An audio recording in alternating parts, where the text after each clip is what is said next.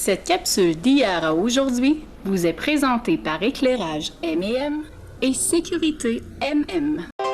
Voici d'hier à aujourd'hui, une capsule de Normand de Lessard. Normand nous présente des personnes ou des événements qui sont venus marquer notre passé en Beauce. Sur ce, bon visionnement.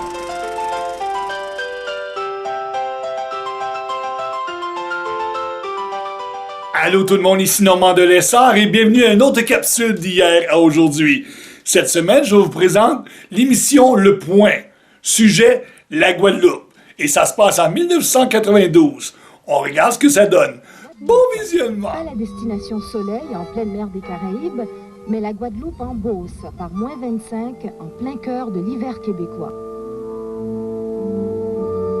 Alors en 1945, quand il y a eu un congrès spécial où Notre-Dame de la Guadeloupe a été couronnée impératrice de toutes les Amériques, le pape Pie XII avait demandé au cardinal Jean-Marie Villeneuve, archevêque de Québec, de le remplacer, ce qu'on appelle un légat papal. Il était légat papal. Alors il est allé à cette fête-là, et il s'est dit, quand je reviendrai dans mon diocèse, la prochaine paroisse qui va s'ouvrir, je la dédierai à Notre-Dame de la Guadeloupe. Faut-il croire aux bons auspices de Notre-Dame de la Guadeloupe ou au miracle Beauceron pour expliquer le dynamisme économique qui a toujours prévalu à la Guadeloupe? Ce dont nous parle davantage le notaire Clément Masson, installé ici depuis 1945, c'est du chemin de fer qui passait autrefois par ici. Les postillons qu'il y avait sur les chemins de fer, qui transportaient les sacs de malle, en profitaient pour remplir les sacs de malle de lièvre et de perdrix qu'ils vendaient aussi à Montréal. Les gens, c'est des gens laborieux, ici, c'est des gens débrouillards, des gens qui sont prêts à tout. Hein. Alors, on a toujours eu le sens des affaires, tout le temps. La petite entreprise. C'est ça qui fait que ça a été un centre, et puis ça a toujours rayonné autour de ce centre-là. C'est à la Guadeloupe qu'on livrait et déchargeait tout l'approvisionnement destiné à la région. La petite municipalité s'est vite transformée en un carrefour commercial, le lieu de toutes les affaires. Aujourd'hui encore, avec moins de 2000 habitants, la Guadeloupe est desservie par 2 banques et une caisse populaire. Ici, près de 80 commerces et industries, petites et moyennes entreprises, résistent à la crise. La Guadeloupe a déjà enregistré un taux de chômage nul et même par ces temps difficiles, elle réussit à le maintenir à moins de 5 %, alors qu'en moyenne au Québec, on atteint les 12 et 13 % de chômage. Ce qui se vérifie à la Guadeloupe, c'est la volonté d'une population qui veut mettre toutes les chances de son côté pour échapper au déclin dont la plupart des petites municipalités en région sont frappées. Le notaire Masson vous dira que c'est aussi une question de tempérament. Nous autres, on n'aime pas ça, se fait dire qu'on est de l'arrière-pays. On n'est pas en arrière, on regarde en avant. C'est les Beaucerons, c'est ça qu'ils font. Ils ne regardent pas en arrière, ils regardent en avant. Souvent, on dit que les gens de l'arrière-pays ont de la misère, ils tirent le diable par la queue, etc. J'avais un de mes amis qui disait l'autre jour, moi, il dit, quand tu vas en dehors, puis que tu te demandes comment ça se fait que vous autres, ça marche, ben, il dit, nous autres, on n'est pas comme vous autres. Vous autres, il y a une tempête de neige, vous sortez le jeu de cartes, vous les jouez aux cartes. Nous autres, il y a une tempête de neige, on sort les pelles, puis on pèle. Ça fait que ça fait la différence que ça marche ou ça marche pas, cette affaire-là. Hein? À la Guadeloupe, on a eu à essuyer quand même quelques revers. En 1977, par exemple, lorsque la seule et importante industrie locale, Boaski, fabricant de motoneige, le principal employeur à l'époque, fait faillite. La fermeture ébranle sérieusement les petites entreprises sous-traitantes et provoque l'exode d'une bonne partie de la main-d'œuvre spécialisée. Pour stopper l'hémorragie, un groupe de citoyens de la Guadeloupe, avec l'appui de la municipalité, forme un comité de relance, trouve une quarantaine d'actionnaires locaux et réussit à acquérir les bâtiments et les terrains de Boaski pour en faire un centre industriel où s'installeront 8 industries. C'était un précédent au Québec. Pour Robert Poulain, entrepreneur à la Guadeloupe, cet épisode a déclenché un nouveau dynamisme. À partir de ce moment-là, à la Guadeloupe, on a eu le problème qu'on a vu beaucoup de nos amis qui ont quitté parce qu'il n'y avait pas d'emploi disponible dans leur domaine. Puis, ça nous a porté à nous prendre en main à la Guadeloupe parce que là, on s'est dit, on dépend d'une industrie majeure qui s'est effondrée. Donc, il faut absolument qu'on fasse quelque chose, qu'on bouge. Puis, c'est à partir de ce moment-là qu'on a été sensibilisés à devoir se prendre en main. Se prendre en main, cela voulait dire faciliter l'implantation de nouvelles entreprises et soutenir celles qui sont déjà en place. L'implication des autorités municipales a permis d'agrandir le parc industriel. Mais il fallait de l'argent pour des locaux, des services et des aménagements. À cette époque-là aussi, il y avait une entreprise qui avait des problèmes financiers. Puis on ne voulait pas qu'elle parte de la Guadeloupe. Fait qu'on a parti avec l'idée d'avoir quelques fonds pour cette entreprise-là. Puis là, ça a fait boule de neige. Puis on a accumulé 100 000 dans 3 à 4 jours. Je me rappelle. C'est 4 jours exactement. 100 000 $ en 4 jours. 100 000 en 4 jours. 50 personnes ont investi 2 000 pour que ça crée des facilités pour les entreprises. Quel genre de personnes, des gens de la Guadeloupe? À 100 % ce sont des gens qui sont impliqués ici à la Guadeloupe ou qui demeurent à la Guadeloupe. Il y en a de toutes les catégories, des retraités, des industriels, des commerçants, le curé, des personnes âgées, beaucoup de personnes qu'il n'y avait pas d'intérêt direct, mais parce que, en tout cas, sincèrement, je crois que c'est parce qu'ils aiment la Guadeloupe et ils veulent que ça progresse à la Guadeloupe. La formule est celle du placement dans l'entreprise. Les 100 000 $ recueillis permettent la création du Fonds industriel de la Guadeloupe. Les gens d'ici en sont fiers parce que le fonds a servi au démarrage de nouvelles entreprises comme Envirofibre et amené des emplois pour des jeunes surtout. Spécialisé dans la fabrication de pièces en fibre de verre, Envirofibre produit ces cloches vertes conçues pour la récupération des déchets recyclables. Robert Poulain et ses associés ont misé sur cette préoccupation nouvelle des grandes villes surtout pour le recyclage. Ils sont les seuls à occuper ce créneau au Québec comme au Canada. Au départ, le risque était énorme. Ils nous ont mis beaucoup de pression sur les épaules pour livrer un produit dans le temps que nous, on l'avait promis, alors que peut-être que dans ce domaine-là, on faisait nos premières armes. Aujourd'hui, c'est plus facile d'envisager un nouveau produit, d'envisager une nouvelle production, d'établir quelque chose de tout à fait nouveau qui n'existe pas. Le premier contrat de tout, on l'a finalisé un dimanche soir. On a fini, il était 3-4 heures du matin. On avait travaillé le samedi, le dimanche dans la journée, le dimanche dans la nuit. On n'avait pas le choix, il fallait le faire parce qu'on avait garanti qu'on livrerait le contrat. Puis c'était quand même un contrat d'importance avec un acheteur très sérieux. La Ville de Montréal? La Ville de Montréal, veut dire, ils sont très sérieux. Puis nous, on voulait être classifiés comme étant des fournisseurs très sérieux. En 3 ans d'opération à peine, d'autres contrats, d'autres débouchés sont venus pour Envirofibre de l'Ontario.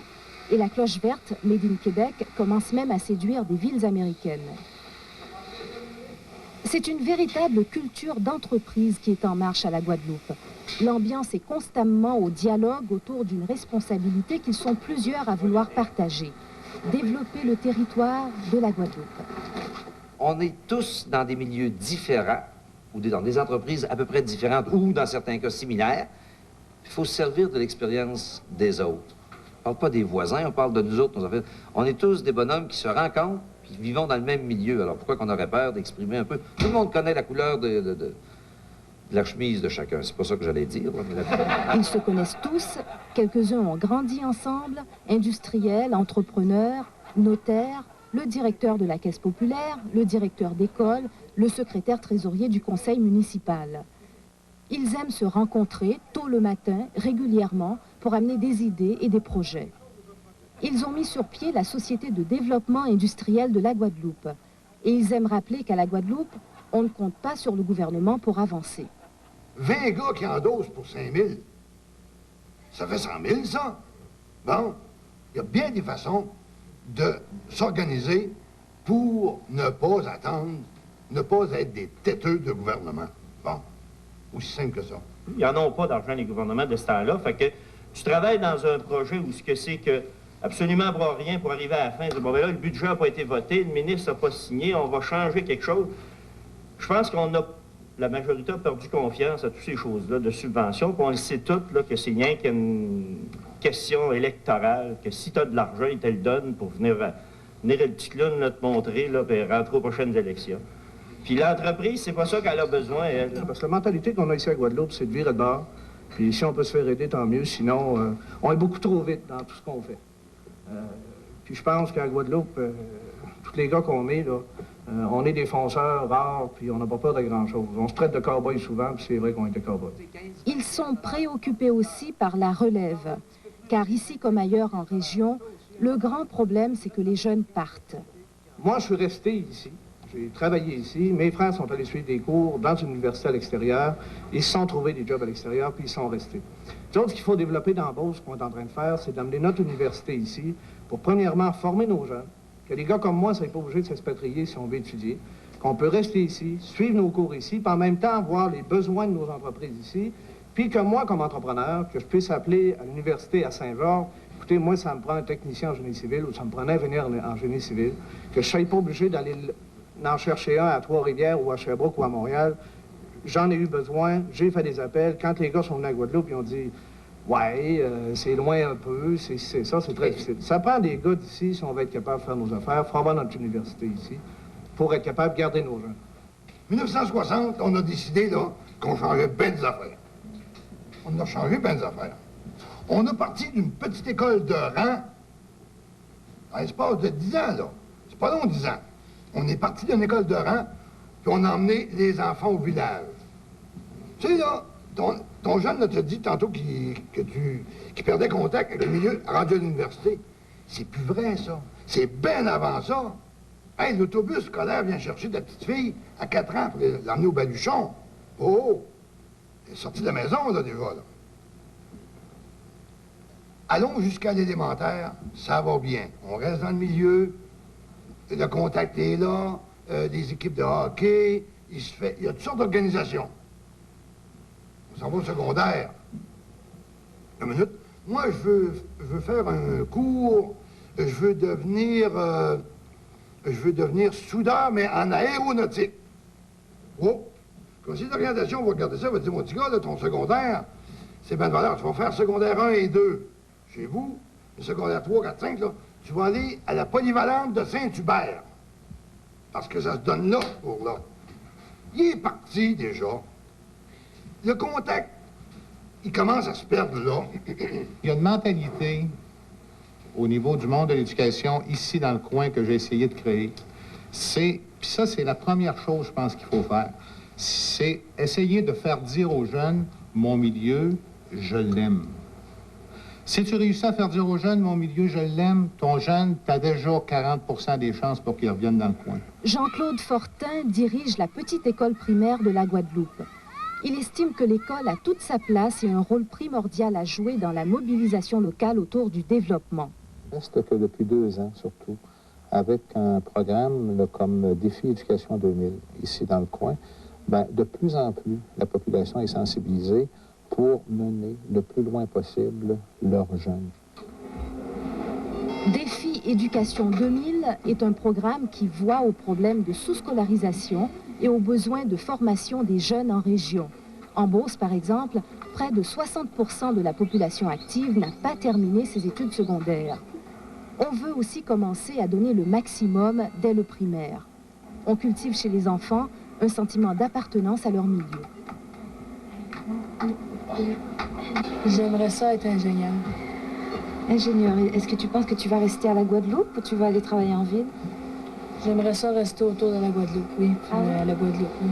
Sauf que moi, quand je voudrais être plus grand, mon métier, ce serait... J'aimerais ça prendre la relève de mon père. Ah oui? Ouais. Ça serait quoi, prendre la relève de ton père? Ben, ce serait pour remplir au film. Moi, ça serait rester ici. Ah oui, pourquoi? Parce que je voudrais me fonder une clinique médicale. Et toi, qu'est-ce que tu veux faire plus tard? Moi, je veux travailler dans l'informatique. Dans l'informatique? Oui. Tu penses que tu vas pouvoir faire ça à la Guadeloupe facilement? Oui, ben je dis, là, ça grandit de plus en plus, la Guadeloupe. Puis même que je commence à travailler, il va y avoir une place certaine pour moi quelque part.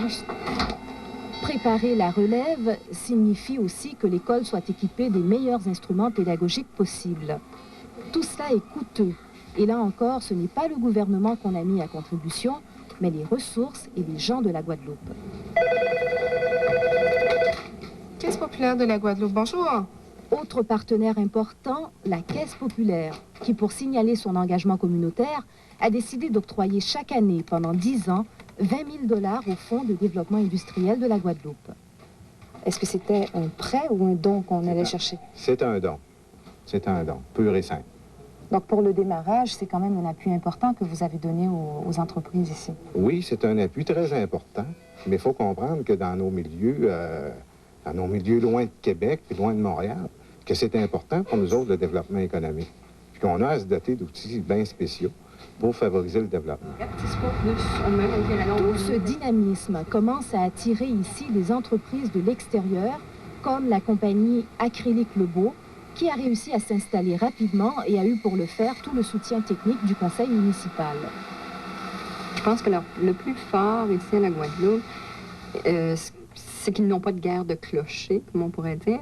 Ils se mettent ensemble, puis on fait quelque chose ensemble. On ne tire pas chacun de notre côté. C'est une idée générale. On fonce, en fin de compte. Il y a beaucoup d'entrepreneurs et ils s'entraident, je crois. Plus qu'essayer de couper l'herbe sous le pied de l'autre, ils s'entraident. Pas d'avancement, pas de progrès, pas de progrès, pas d'avancement. C'est Séraphin qui disait ça il y a 50 ans passés. Hein? La loi qu'il faut que vous commenciez à apprendre aujourd'hui, c'est la loi du travail. Le grand Maurice Duplessis disait ça, il n'y a qu'une grande loi dans le monde, c'est la loi du travail. Travailler 8 heures par jour, dormir 8 heures par jour, mais pas en même temps. L'éloge du travail est constant ici, avec quelques nostalgies. Et sur le terrain, où l'on retrouve de nombreuses entreprises familiales, comme c'est le cas aux industries de ciment Gilbert, on cultive souvent de père en fils une même façon de faire, une même vision des choses. On a des très bons employés ici, pour pas qu'on les forme nous autres mêmes. On prend un petit gars de 16 ans, 17 ans, et puis on le forme à notre manière. Et puis à partir de là, on fait de très bons employés. On n'a pas de syndicat ici, mais on paye nos employés assez bien pour la région. On doit être des gens qui payent à peu près mieux leurs employés. On a une technique d'embauche qui est un peu particulière et qui est plaisante aussi. C'est que moi, j'engage un gars, mais il va garder sa place à condition que tout le monde s'entende bien dans l'usine. On peut s'agraffiner un peu, mais on fait le même exercice.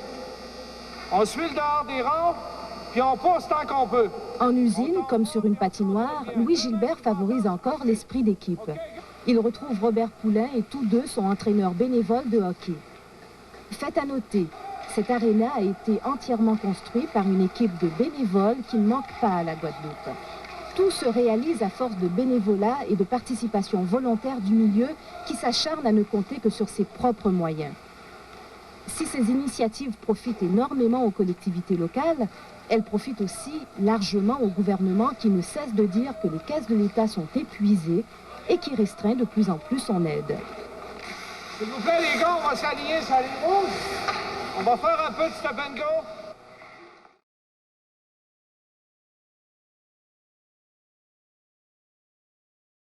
Cette capsule d'hier à aujourd'hui vous a été présentée par Sécurité MM et Éclairage M&M.